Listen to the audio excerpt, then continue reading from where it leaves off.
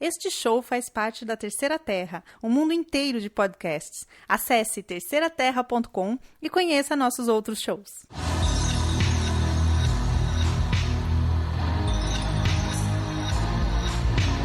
Olá e bem-vindos a mais um Espada e Planeta, o podcast da Terceira Terra sobre literatura, sobre ficção especulativa, literatura de ficção especulativa. O que isso quer dizer? Isso quer dizer fantasia, ficção científica e horror. E hoje é o episódio em que a gente vai falar do nosso primeiro livro de horror. Eu sou o Marcelo e eu estou com o Douglas aqui para falar comigo sobre o Monstrumologist. E aí, Douglas, beleza? Tudo bom, pessoal? E aí, pessoal, beleza? Todo mundo animado para falar um pouquinho de horror? Histórias de medo? Eu já preciso começar dizendo de cara que horror é o tema, é digamos assim, a perna da ficção especulativa que eu menos tenho oportunidade de ler. O que eu mais gosto é ficção científica de longe. Eu leio 4 livros de ficção científica para qualquer outro gênero que eu leio, incluindo os techno-thrillers do Tom Clancy, do Michael Crichton, que eu gosto pra caramba, os livros de espionagem que eu gosto. Pra cada, eu leio um desses, ou fantasia, e aí eu vou ler 4 de ficção científica. O horror, eu tenho dificuldade em ler bom horror. Eu não sei se é um gênero difícil de fazer, sabe? Eu acabo lendo muito pouco e geralmente quando eu leio eu me decepciono. Felizmente, o Monstrumologist não foi uma decepção. Você lê muito horror, Douglas, ou não? Não, cara. O último livro de horror que eu li antes desse, eu posso te falar que foi Exorcista quando eu tinha uns 20 anos. E como eu tenho quase 30 agora, você pode pôr aí uns 10 anos de gap, vai. De 10 livros que eu leio, 6 são de fantasia. O meu negócio é fantasia e eu gosto, especialmente de Dragonlance e tal, mas eu tenho muito pouca oportunidade de mexer com horror. Uma porque não é dos meus gêneros mais favoritos, outra porque eu sou um bunda mole, eu morro de medo mesmo. Eu sou como eu digo com meus amigos, eu sou muito macho em assumir que eu sou um bunda mole. E então assim, eu acabo não lendo muito. Mas eu vou te falar que eu já, pelo contrário de você, Marcelo, eu me decepcionei bastante com o livro. Eu achei o livro que não foi assim, tudo aquilo que eu esperava. Num primeiro momento, quando eu ouvi os excertos e tal, eu meio que me decepcionei. Vamos fazer um resuminho então do livro. O livro, ele foi publicado, ele é um livro norte-americano, publicado por um autor chamado Rick Yancey, que geralmente escreve fantasia e young adult, e esse foi o primeiro livro de horror dele. É classificado como young adult também, e foi publicado pela Simon Schuster em 2009. E foi o primeiro de uma série, mas não foi uma série planejada. Dá pra ver que, pelo tema dos outros livros, cada livro é como se fosse uma história independente. Tipo aquele, eu cheguei a te recomendar uma vez, o Monster Hunter Inc., Monster Hunter Incorporated. Dá pra ver claramente que o autor escreveu o primeiro livro sem pensar no que ele faria pro segundo. Eu acho que você indicou, eu não cheguei a ler ainda. Eu me enveredei a ler A Well of Times e aí acabei me enrolando com outras leituras. Bom, desculpa, continua. Não. Eu ia falar que assim, é bem isso que você falou mesmo. Tem uma cara de que o livro fez sucesso, escreveu o primeiro, fez sucesso o suficiente para a editora achar que valeria a pena investir uma grana num segundo e ver o resultado. Eu acho que já tá, a série The Monstrumologist já tá, eu acho que no 4º livro, preciso ver aqui. Uhum. A última vez que eu vi era 4 livros na Amazon. Deixa eu ver. O autor, ele tá se alternando entre agora eu não tô achando aqui, ele deve estar se alternando entre a sua série de fantasia Young Adult. Eu não tô achando o nome. São 4 livros. Por enquanto, são 4 livros. Curse of the Wendigo, depois o quê? Curse of the Wendigo, Isle of Blood, e aí tem The Final Descent. Cara, olha que nome fantástico para um livro, né? The Isle of Blood. Yeah. Dá vontade de ler só pelo título. Então, os títulos são muito bons. Tipo, mesmo o Monstrumologist, que é um nome esquisito, a primeira, assim, de primeira, é um nome que até te cativa a querer olhar, pelo menos, o livro, né? O mesmo Curse of the Wendigo e os outros. Mas, assim, eu tive um problema com... Eu não sei se é porque esse livro também é um livro para Young Adult, mas assim, eu tive um problema que assim, eu comecei a ler o livro e aí a gente começa a história do livro apresentando, né, o O livro, na verdade, é uma pessoa lendo o diário de um dos personagens do livro. Nesse ponto ele me lembrou bastante o começo do Abraham Lincoln Vampire Hunter, que é meio daquele jeito. Alguém no tempo presente que encontra os diários, no caso aqui do Will Henry, né? Que ele escreveu. Exatamente. O que aconteceu, o quê? 100 anos atrás? 150 anos atrás? É um tempão, assim. São 120 anos. Na verdade, assim, um médico... Resume o livro pra gente. Basicamente, assim, um médico de um asilo, de uma casa... de saúde para idosos, assim, ele encontra uma série de documentos de um dos caras que estavam internado lá, ele lê, acha interessante, e aí ele liga para um autor de livros, que é conhecido dele, que ele fala, olha, eu tenho esse material aqui, a pessoa que morreu, né, que a gente vai descobrir que aí é o nosso personagem principal da história, que é agora me fui o nome dele agora, cadê o... Não, o personagem, o protagonista é o Will Henry, mas você falando do Monstrumologist é o Dr. Warthrop. Não, eu tô falando justamente do Will Wayne Henry. Esse Will Wayne Henry é a pessoa que escreve os diários. E ele não tinha família, não tinha conhecidos, então esse médico conversa com esse autor e fala, olha, eu tenho esse material aqui, e entrega para esse cara vai ler a história do Will Henry. E aí o Will Henry vai descrever no diário dele que ele é uma pessoa que viveu muitos anos, viveu 120 anos, cento e tantos anos, e vai contar uma história inacreditável no diário dele. Ele vai começar a contar a história dele junto com o Dr. Warthrop, que é o Monstrumologist, né? Que é quem cuidou dele. Ele é órfão, né? Justamente o pai dele trabalhava também para o Monstrumologist, morre com a mãe num acidente, né? Num incêndio, e que depois você vai descobrir que não é bem um incêndio, né? Assim, é um acidente. E ele vai descrever uma história, né? De como era o relacionamento dele com esse Dr. Warthrop, que é o Monstrumologist. Que a monstrumologia é a ciência do estudo e da caça de monstros, né? De monstros, de espécies monstruosas, né? Na verdade, eu não sei nem como você explicaria isso, Marcelo. Existe uma distinção no livro entre criaturas monstruosas e criaturas fantásticas.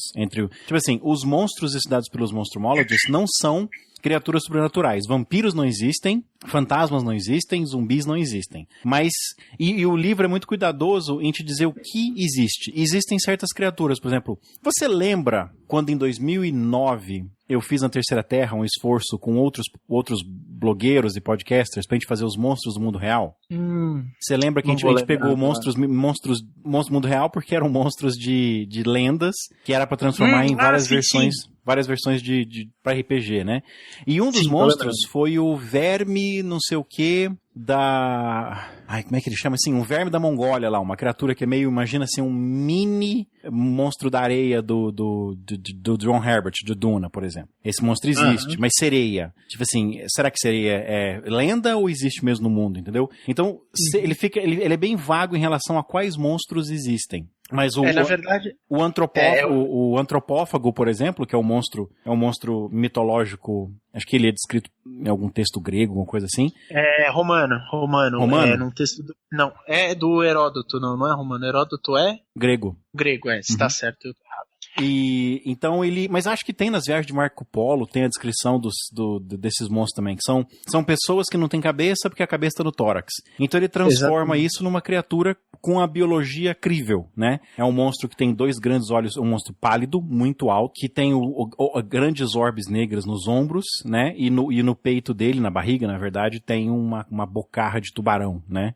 Exatamente. E é o monstro que você encontra no começo do livro, porque o livro começa com o Will Henry atendendo, ele é uma criança, ele tem 12 anos, atendendo a porta de madrugada, porque ele é o servo do Dr. Warthrop. Ele não é servo, né? Ele é o assistente do Dr. Warthrop. Ele né? é o assistente aprendiz, né? Que eles falam. Exato. E aí chega lá um conhecido, pelo menos do médico, um conhecido ladrão de túmulos, que encontra um cadáver de uma moça, enroscado no cadáver uma criatura dessas. E aparentemente essa criatura estava comendo o cadáver. E essa criatura está morta também. E eles levam para o subterrâneo, onde eles vão fazer uma autópsia com uma riqueza de detalhes, né? E você descobre que, por que o monstro ele engasgou com o colar dela, não é um negócio assim? E ele, é uma coisa, isso. E ele tinha colocado, porque assim, a ideia é que ele devora um pouco do cadáver, e aí depois ele deposita um ovo no cadáver. Então os ovos, isso. A cara... E aí esse ovo vai virar um ovo. Foi ali que eu vi que porque assim, eu me decepciono com horror gore, sabe? Tipo, horror de, tipo, Final Destination, assim, em televisão, mas mais ainda em livro, porque eu não acho que fica bom. O horror legal de você ter em livro é horror de Stephen King, é horror do que nem tem uma série de literatura pra Ravenloft, que começa com... eu preciso ver aqui agora. Começa com um livro. Que assim... Lord of the Rose? Não. É horror. O Night of the Rose é mais... A série, né, do Lord Soth é mais aventura gótica, né? Tem uma série de horror mesmo que é horror brabo, assim, de coisa nojenta. Deixa eu ver como é que chama aqui. Deixa eu ver aqui. Porque assim, eu acho que o horror que funciona na literatura, quando você tem texto, você não tem imagem, e você não tem pacing, né? Porque você faz um filme, o diretor decide a velocidade da cena. No livro, não. Quem tá lendo decide a velocidade da cena. Então, eu acho que o horror que funciona mais é o horror psicológico, o horror da loucura, como, por exemplo, Lovecraft, e o horror da coisa que te... Como é que eu vou te explicar? O horror perturbador. O horror da nojeira é meio clichê, entendeu? E eu já li muito horror de nojeira que eu acho que é clichê e tipo, ok, tá, tudo que eu preciso fazer é não imaginar isso, mas... Eu concordo com você. Na verdade, essa parte do livro, a parte onde eles descobrem um monstro no começo, que é esse ladrão de tumba, chegando com o corpo escondido à noite, aquela coisa meio assim, nossa, ninguém pode ver a gente e tal, o que é isso? A surpresa do próprio Dr. Wartrop em ver esse monstro, porque esse monstro é um monstro originário da África, né? Ele não tem nada a ver com a América, e essa parte do livro é muito interessante, eu achei boa, a cena de abertura do livro, toda essa parte de abertura do livro é muito interessante. Eu achei aqui a série. É uma série de Ravenloft chamada The Covenant. São 4, 5 livros. E o primeiro foi escrito pela Laurel K. Hamilton, que é a escritora da série Anita Blake Vampire Hunter. Ela escreveu o primeiro livro da série The Covenant para Ravenloft, chama Death of a Dark Lord. Eu gosto pra caramba dessa... Gosto assim, é legal, entendeu? Não é a coisa mais maravilhosa do mundo, não vai ganhar nenhum Pulitzer, mas é legal porque mesmo quando a pessoa, né, que a protagonista no livro tenta fazer coisas boas, como ela usa uma coisa ruim pra fazer coisa boa, no final dá tudo errado, entendeu? Dá tudo errado. Mas assim, eu não gosto eu geralmente me desapego assim do horror que tenta o livro de horror que tenta me enojar, entendeu? Ao invés de me assustar. E esse deu certo. Eu acho que a descrição, né, da autópsia ficou boa, porque ficou sinistra. E tem uma hora mais pra frente que o Henry, tipo assim, você tem certeza que o monstro tá morto, porque ele tá dissecado, todos os órgãos estão em jarros, mas o Will Henry tem que voltar lá na noite seguinte pra pegar uma caixa que tá debaixo da escada. Cara, que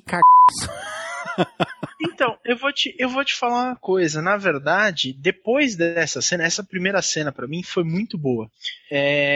Só que daí, essa cena do Will Henry é tipo assim, um lampejo pra frente do livro pra mim. Mas eu achei que dali pra frente, o livro fica mais aventuroso, entendeu? No sentido de que eles começam a ir para os lugares, e aí começa aquela coisa de vamos para campo descobrir o monstro, o que o monstro faz, por que ele está aqui, porque como eu falei, ele é de uma outra região. O que aconteceu para esse monstro estar aqui, né? E aí porque aí começa uma investigação, né? Eles voltam no cemitério pra ver se encontra, porque deve ter 2 ou 3, não sei o quê, aí acontece uma coisa horrível lá que morre o Erasmus Grey, né? Que é o coveiro, Gravedigger, que morre de uma maneira assim, tipo, que ele quase leva o Will Henry junto, e ele pensa assim, caramba, o cara que tava sendo amigável comigo quase me matou, porque me puxou junto, sabe? Eles têm que fugir correndo, e aí eles falam assim, caramba, tem um monte de monstro aqui, tipo, isso não deveria estar acontecendo. E o doutor é aquele meio... Blasé. Exatamente.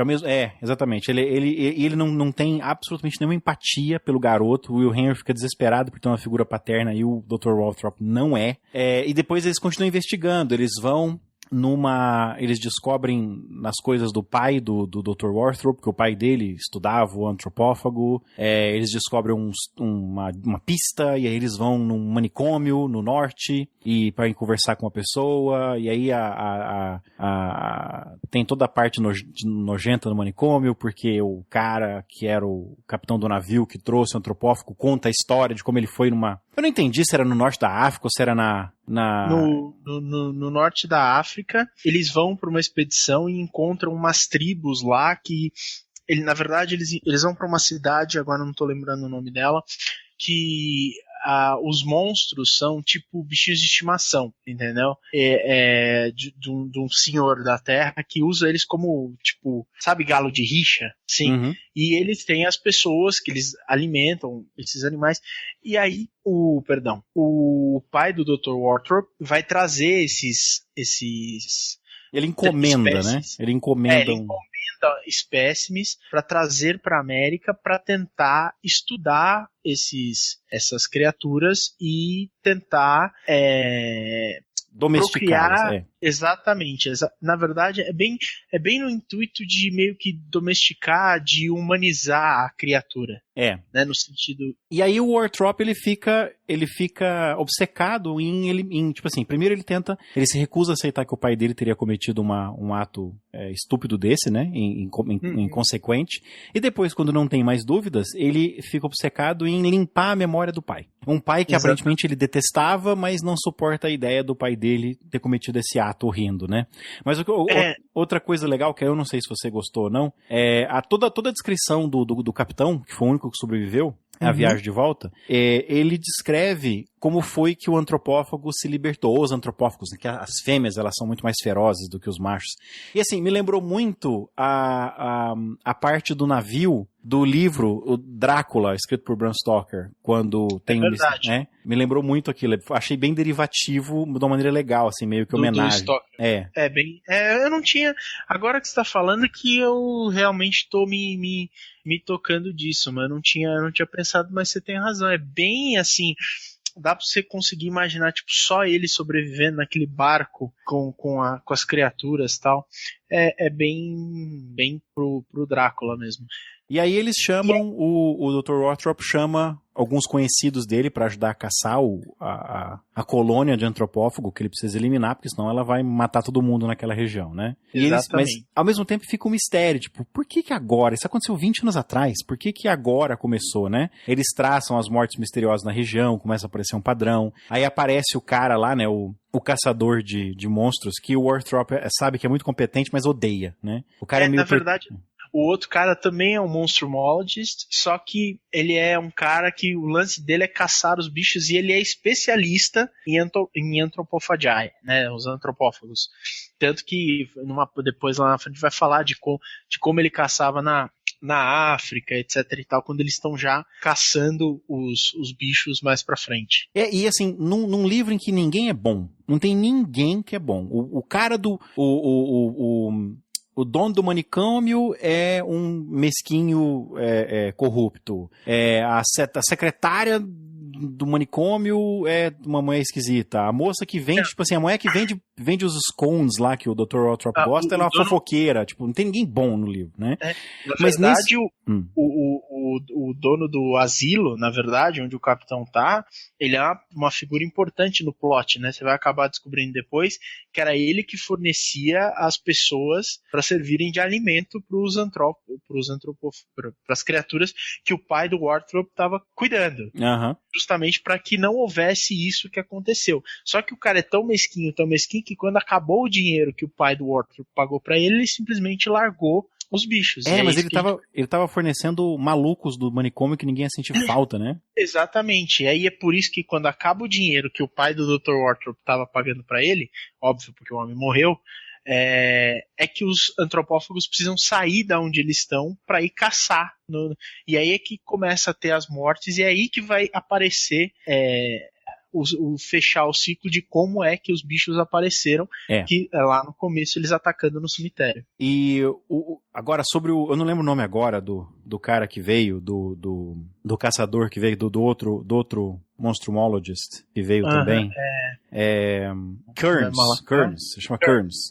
Kearns. Nesse universo em que ninguém é bom, esse cara é o pior de todos, porque ele é desumano, né, cara? Ele usa o Will Henry. Ele é tipo o cara que era pra ser bom, que tecnicamente é o caçador bacana que vem pra ajudar, e o cara é o grandíssimo filha da boa mãe, pra não falar um pia aí no meio da nossa conversa.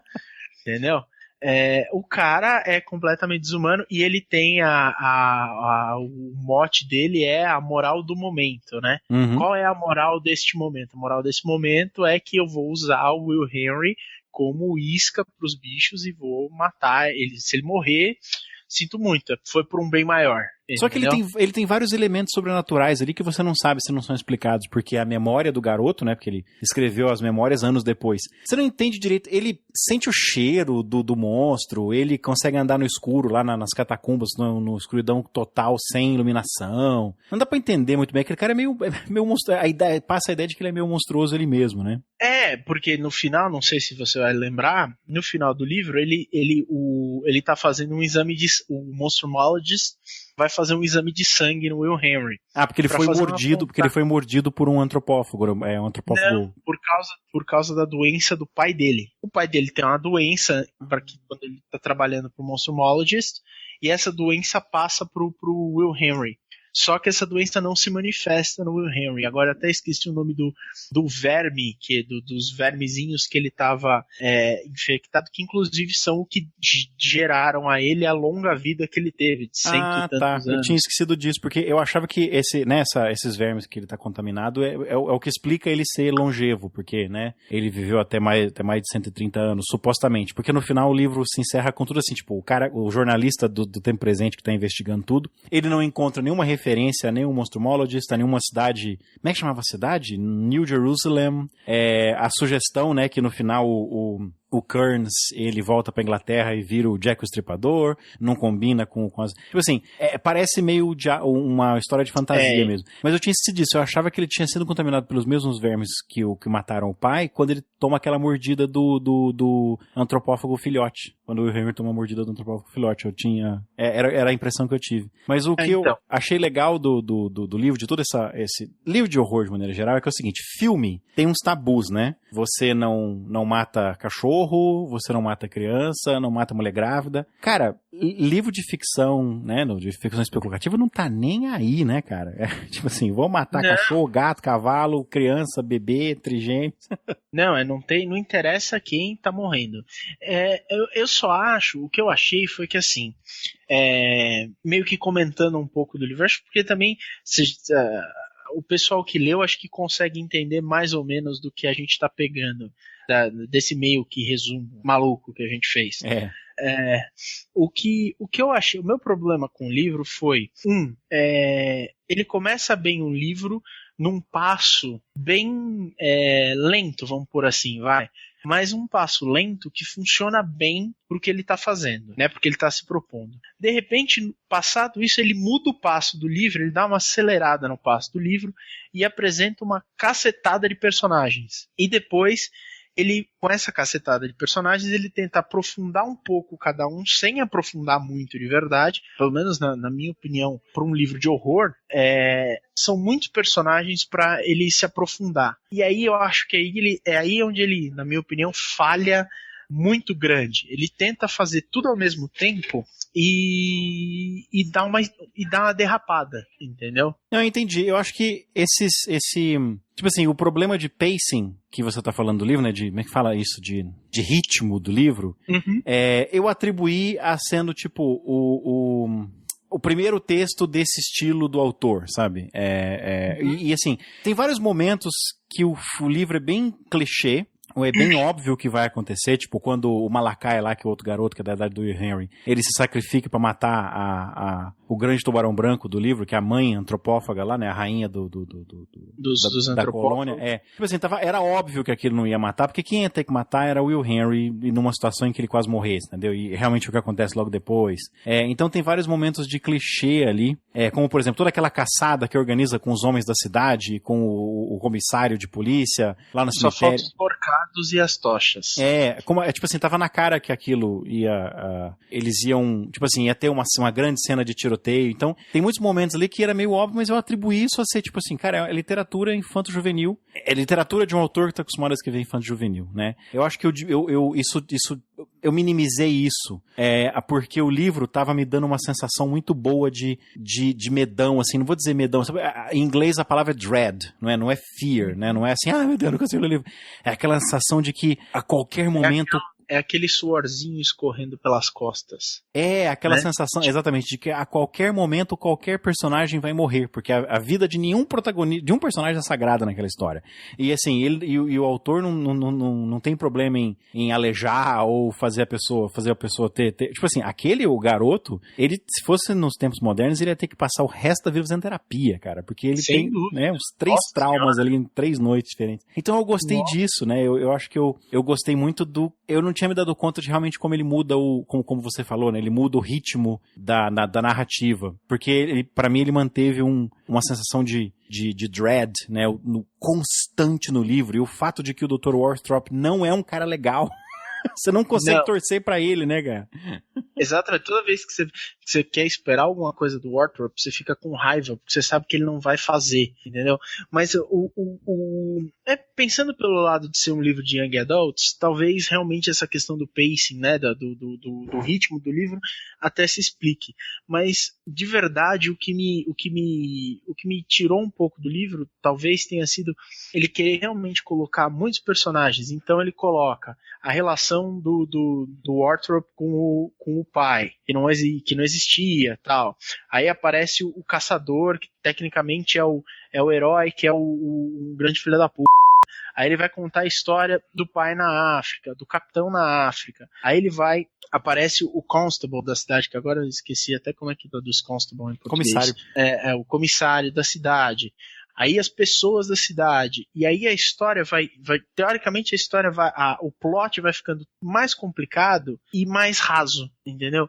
Quando eu achei que ele não precisava ter ficado tão... Eu concordo. Ele introduz, por exemplo, o próprio comissário Morgan, ele dá uma série de descrições, ele cria um personagem ali complexo de uma vez, que ele fuma cachimbo e usa óculos e é meio covarde, mas não aproveita o cara depois, né?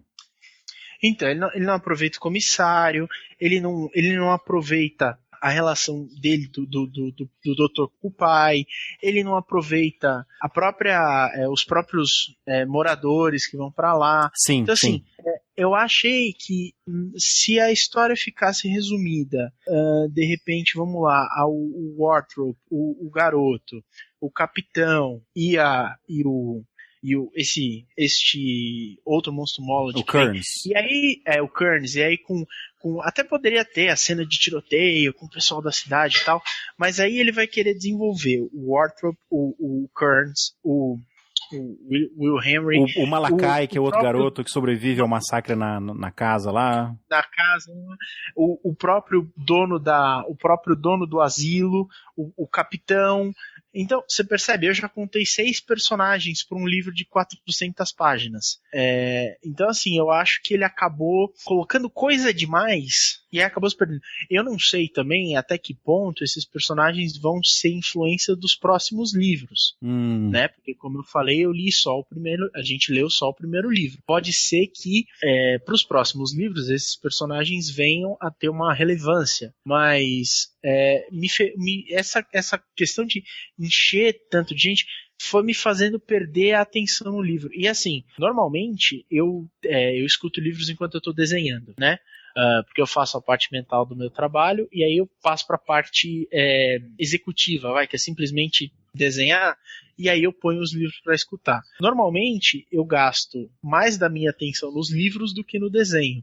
esse foi um livro em que eu muitas vezes tinha que parar, sabe quando você tem que parar o livro, voltar, tipo, eu voltei várias vezes, às vezes 10, 15 minutos de leitura do livro, para poder voltar e pegar o fio da meada, porque o livro não me prendeu, entendeu? Uhum. Seria um livro que, se eu estivesse lendo no papel, é um livro que eu leria, sei lá, 20 páginas por vez, entendeu? Ia demorar muito para ler o livro. E aí eu não ia acabar conseguindo pegar o ritmo necessário para entrar no esquema do livro. Uhum. Tem uma outra coisa, uma coisa que também pode ser uma diferença de gosto entre nós.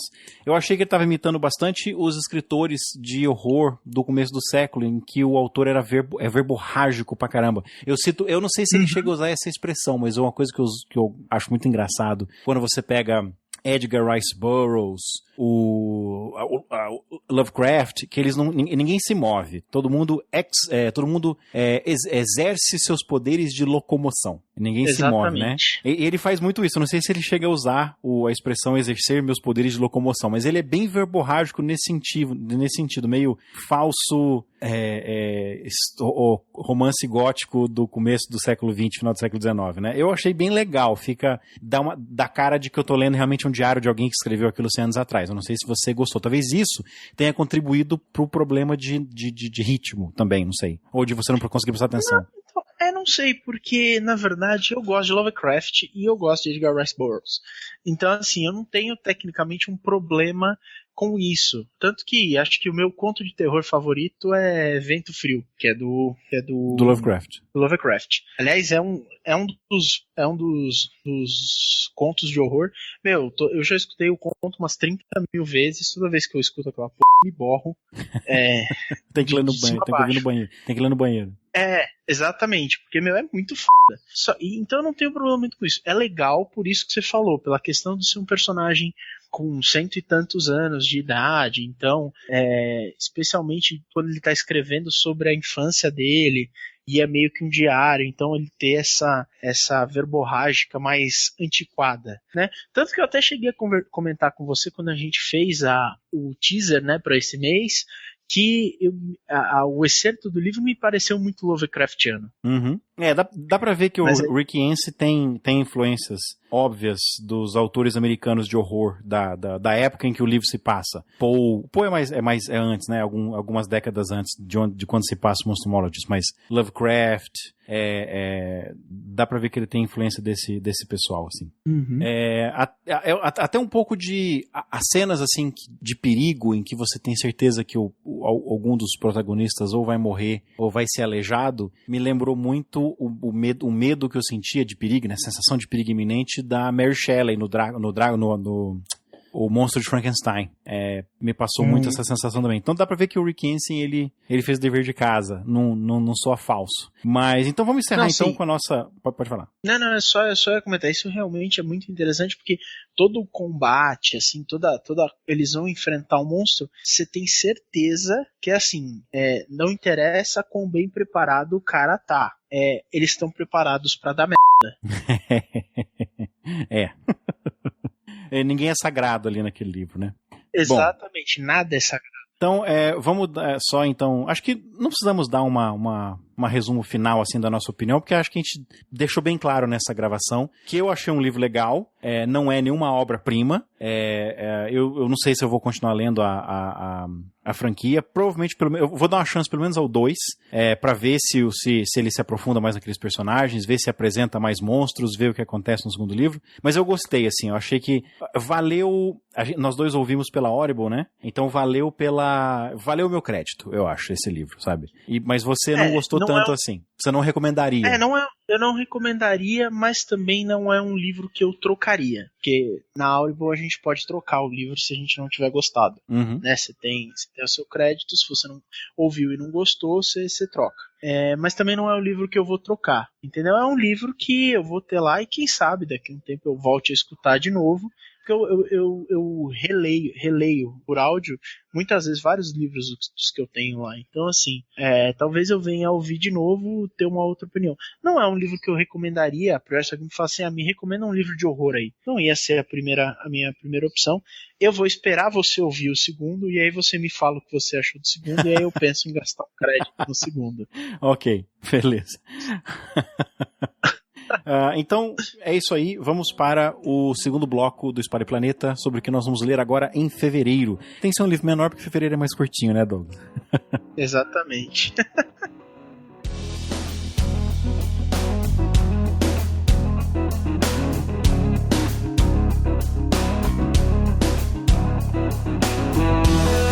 Para este segmento em que a gente vai falar do livro do mês que vem, o Douglas ainda está comigo, porque foi o livro do mês que vem, acho que foi recomendação sua, que você viu esse livro na pré-venda e nos chamou a atenção, né, Douglas? O livro chama-se The Dragons of Dorcastle, é o primeiro de uma, deve ser trilogia, que fantasia, que não é um livro de fantasia, né, tem que avisar, que livro de fantasia que não é o primeiro de uma trilogia, né, acho que deve ter alguma obrigação contratual, fantasia tem que ser trilogia.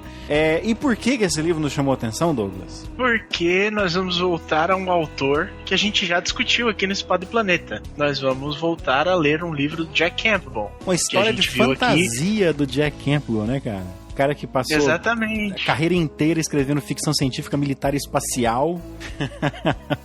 E agora mudou completamente de gênero. Então vai ser interessante ver, justamente porque a gente estava falando do Monstrumologist, que é um cara que escrevia ficção e foi escrever horror. Agora nós vamos ver um cara que escrevia ficção e que vai escrever fantasia épica. Não é nem só fantasia, é fantasia épica. É verdade. Dá pra ver aqui pelo resumo, né, do livro, do summary, né, que como é épico, meio clichê. E não é, né? É clichêzaço. Mas você tem uns elementos que eu achei interessante aqui, que assim, é um mundo de fantasia em que existem duas grandes guildas, a guilda dos mecânicos e dos magos. Então tem um pouco de steampunk aí, não sei. Na capa tem um cara usando um revólver 9mm ali, né? Pistola, exato. É uma pistola de 9mm e um dragão no fundo, exatamente. É uma pistola. E o cara tem, e o cara tem uns goggles aqui, tipo uns óculos, parece meio steampunk. Mas tem um dragão, e aí debaixo do dragão tem uma moça com um capuz, ela tá meio que lançando magia, né? Então tem esse mundo... Nossa, eu só vi a moça agora, velho. Caraca. Eu não tinha visto. Que tem essas duas guildas, né, nesse mundo em que as guildas elas discordam de tudo, exceto como o mundo deve seguir em frente, né? Só que vem vindo uma grande tempestade com T maiúsculo, que vai acabar com o mundo e matar todos os seres humanos e é o fim de tudo, é o nada. E só tem uma pessoa, a protagonista aparentemente é mulher, só tem uma pessoa que só pode, que ela é uma mecânica aprendiz e só ela vai ser capaz de, sei lá, usar o poder das duas guildas para impedir a tempestade, mas ao mesmo tempo as duas guildas veem ela como uma profeta do apocalipse e querem acabar com ela. Então é a nossa super protagonista contra o mundo. Eu quero ver o que um autor de ficção científica militar e espacial faz com o mundo de fantasia épica, cara. Eu tô curiosíssimo. Eu também, na verdade, eu quero ver como é que ele vai traduzir todas aquelas batalhas que ele fazia, muito bem estruturadas, muito bem pensadas da ficção, né? Da ficção espacial, que a gente já discutiu, para esse mundo de fantasia. Como é que ele vai transportar o pensamento de como ele organiza as coisas lá para cá e como é que isso vai ficar. E assim, é um livro consideravelmente curto até para fantasia épica. O livro tem, pela Audible, o livro tem 11 horas e 27 minutos.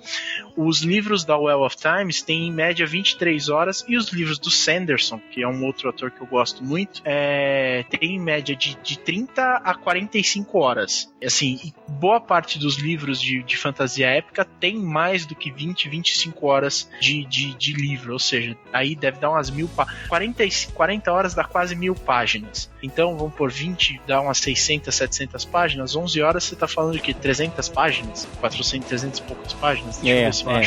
Acho que é por aí. Então, assim, eu tô meio que que curioso para ver como é que ele vai desenvolver isso tudo. Agora, tem uma coisa interessante sobre esse livro. Normalmente nós recomendamos... Esse livro acabou de sair, né? Acho que ele saiu em novembro, dezembro. E nós geralmente recomendamos para as pessoas comprar ou a versão Kindle na Amazon, né? Ou a versão... Ou pegar uma das promoções que a gente tem lá no site da Terceira Terra para pegar gastar o seu crédito ou sua promoção no livro, para você ouvir o audiobook com a gente ou para você ler junto com a gente pelo Kindle, ou se você não quer ouvir o podcast logo que ele sai, você pode pedir no Book Depository, o livro leva 3-4 semanas para chegar, mas você ouve o episódio no futuro. O bom do podcast é isso, você não precisa ouvir na hora que sai, né? Só que este livro, aparentemente, ele só tem versão audiobook, não tem versão impressa ainda. É verdade, eu tô olhando isso aqui agora, porque justamente eu vim procurar esse negócio das páginas e não tem. Ou você compra em MP3, CD e áudio, ou você compra o Audible, né? E inclusive comprar em CD tá mais barato que comprar no áudio. Se você usar o seu crédito, né? Porque assim... mais barato. Eu nunca recomendo você usar, tipo assim, comprar fora do crédito, a não ser que seja uma promoção muito boa. Tipo assim, eu sempre olho, por exemplo, teve mês passado, no começo desse... Final de janeiro, teve a promoção dos primeiros de uma série, que a Audible me mandou umas sugestões de livros, são os primeiros de uma série. Tava tudo por $5, mas às vezes você vê que o livro normalmente custava 9. Aí não compensa gastar seu crédito, né? Porque quanto é que a gente paga? Você tem... 13, acho que é 12, 13 dólares. É por volta de 13 dólares na minha, porque eu tenho um crédito só por mês. Eu tenho 2 créditos, são 22 dólares que eu pago. Aí fica mais barato ainda por crédito, né? Então, não compensa. Compensa pegar aqueles livros que custaria 25 dólares, né? Um crédito. Opa, tô comprando um terço do livro. Agora, esse livro, você tem razão, né? Comprar um MP3 pela Amazon custa 14 dólares, quer dizer... 12 dólares e 33 centavos. O Audible é um crédito ou os 17,46. Não, peraí, eu acho que eu achei o livro impresso, cara. Eu acho que eu achei o livro impresso no Book Depository. Tá em pré-venda, vai ser lançado em 24 dias. 22 dias quando os ouvintes estiverem ouvindo isso, se eles ouvirem no dia que esse episódio saiu. Mas é interessante que o audiobook saiu antes do livro escrito. Saiu meses antes. Meses antes. Porque eu comprei esse livro. Peraí. A pré-venda é do CD de áudio. Eu tô vendo aqui, a pré-venda é do CD, que vem a caixinha de DVD com o CD dentro. Esse livro não tem impresso, cara. E não vai ter impresso. Interessante. Agora peraí. Jack. O publisher Audible Studios e saindo pelo selo Brilliance Audio. Não tem uma editora associada, cara. Que bacana. Olha só que coisa louca isso, cara. Eu nem tinha me tocado disso. Que negócio interessante. É porque eu sempre olho pra ver, porque às vezes, se você já comprou o audiobook, a versão Kindle sai tipo por 3 dólares, né? Mas desse não. Normalmente é assim. Esse não tem. Meu. Fantástico. Então tá bom, gente. Essa é a nossa leitura do mês de fevereiro, The Dragons of Dour Castle, por Jack Campbell. E eu vou criar, quando esse episódio sair, porque assim, eu tô sentindo falta de discutir, porque eu e o Douglas, a gente bate papo pelo Hangouts, pelo chat do Hangouts, né? O que a gente, já tô em tal lugar, já acabei, o que você achou, né? Mas eu quero poder discutir isso com os ouvintes, então eu vou criar. Ô Douglas, você tem Facebook? Tenho. Tá, então... Douglas Alves. Tá, eu vou pedir pra você criar uma comunidade ou um grupo, não sei como é que chama, no Facebook, chamado Espada e Planeta, e eu vou criar no Google Plus, chamado Espada e Planeta, e aí os ouvintes que têm Facebook vão discutir lá com o Douglas, e os ouvintes que têm Google Plus vão discutir comigo o livro à medida que a gente for lendo, né, ao longo do mês, sempre colocar uns avisos de spoiler, assim, spoiler para quem não chegou no capítulo tal, sabe? Então eu quero, quando esse episódio for ao ar, já vai estar criado, eu não sei o link, mas vai estar na show notes desse episódio, em terceiraterra.com, só procurar por este episódio que você vai ver o link lá para a comunidade no Facebook e para a comunidade do Google Plus, e eu quero talvez no começo, assim, no primeiro livro, no segundo livro, não vai ter muita gente, mas eu vou estar lá dando spoilers do livro ao longo do mês. Eu acho uma boa ideia. E antes de encerrarmos o episódio do Espada e Planeta, eu tenho um plug descarado para fazer, um jabaculê meu para fazer, e vou aproveitar que o Douglas tá aqui. Você sabe que eu tenho uma série de vídeos em inglês chamado First Play, né, Douglas? Descobri agora. Agora eu tô olhando aqui e acabei de descobrir. Isso me mostra como eu preciso promover mais essa série de vídeos. Eu fiz ano passado, mas eu acho que muita gente não tá sabendo. Eu fiz uma série de vídeos ano passado, foram 7 episódios, mas só saíram 5 ano passado, vão sair os outros 2 este ano. Chama First Play. É uma resenha curtinha de jogos de tabuleiro, jogos de cartas. Tipo assim, meu alvo é fazer vídeos entre 10 e 15 minutos. E a proposta é, você consegue jogar o jogo só com o que tem dentro da caixa, sabe? Sem ter que ir no Board Game Geek, sem ter que ir no fórum da empresa, sem ter que ver vídeo tutorial. Você consegue jogar o jogo, tipo assim, o manual tá claro, né? Como é que fala? As peças estão claras, as cartas, se for um jogo que tem cartas, será que elas são ambíguas? Essa é a proposta. Fazer um negócio diferente. E, então, saíram 5... Um review mais técnico. Tipo, eu consigo... Tem tudo que eu preciso, o manual tá bem escrito, tá tudo bem feitinho, eu consigo me divertir assim que eu abrir a caixa. Exatamente. É legal, porque tem muitos jogos que eu tenho aqui de tabuleiro que eu tive que ver tutorial na internet antes de começar a jogar. Ou então você tem que ter uma carta lá que tem ou uma regra que ela é ambígua, e aí você tem que consultar no Board Game Geek ou nos fóruns, né? Tipo, a Fantasy Flight tem fóruns dos jogos. Você tem que consultar porque tem uma dúvida, porque o texto é ambíguo, né? Esse tipo de coisa. Também. E ano passado saíram 5, sexta-feira agora, ontem, né? Saiu, ou quinta-feira, eu acho, saiu o 6º, e eu comecei um Kickstarter na sexta-feira. Eu faço esses episódios não são, tipo assim, não saem na Terceira Terra. Acho que é por isso que muita gente não tá sabendo. Eles saem no Gamerati TV. Gamerati é um site, né, de promoção de jogos nos Estados Unidos, e esses vídeos estão saindo no Gamerati TV, que é no YouTube. Se você digitar Gamerati, né, game em inglês, né, G-A-M-E, e misturar com Illuminati, né, gamerati.tv ou firstplay.tv, você chega lá, e o Kickstarter é pra fazer a 2ª temporada. Este ano eu quero fazer um episódio por mês, e tudo que eu preciso dos ouvintes é $1. Lá tem o pledge level de $20, de $50, de $250. Não precisa. Eu preciso de $1 de cada um só, mais nada. Se cada ouvinte que estiver ouvindo isso aqui me der $1, eu vou fazer mais de um episódio por mês esse ano. Bacana. $1. $1 parece um valor razoável. Tá dando o quê? Menos de R$3, né? Isso. É isso aí. Me pague um café. Mais barato que um café, né? Um café tá o quê? Pelo menos aqui em São Paulo tá uns R$5 um café. Vixe. É isso aí. Me pague um café pra eu ter energia pra fazer pelo menos um episódio por mês do First Play, porque ano passado serão só 5, esse ano eu quero fazer, já tem 8 alinhados, com o Kickstarter eu quero ver se eu faço 9, 10, 11, 12, 13, enfim. E o legal é que não sou só eu. Esses podcasts eu faço com a Luciana também. Olha só, family business. É isso aí. Então, fim do plug, fim do episódio. Nos vemos no mês que vem, então, com o livro The Dragons of Dor Castle. O link pro Kickstarter tá na show notes, tá? Se vocês procurarem no site do Kickstarter, é só procurar por First Play, vocês vão ver lá, First Play Series 2, mas eu vou colocar o link na show notes, é claro. E é isso aí. Douglas, muito obrigado, até o próximo episódio. Estamos aí. E se você for ouvir esse audiolivro conosco, não se esqueça de checar a promoção que a Terceira Terra tem para a Audible, onde você pode baixar esse livro, sugerido aqui, ou qualquer dos outros livros que você quiser. São mais de 150 mil títulos disponíveis na Audible. Basta ir em www.terceiraterra.com e checar as show notes deste episódio. Tem 2 banners lá. Um que você consegue um desconto na sua assinatura da Audible pelos primeiros 3 meses, é metade do preço, 50% pelos primeiros 3 meses, ou o seu primeiro mês, seu primeiro livro de graça. Independente de como você decidir ler esse livro e acompanhar a gente, nos vemos mês que vem. Obrigado por ouvir.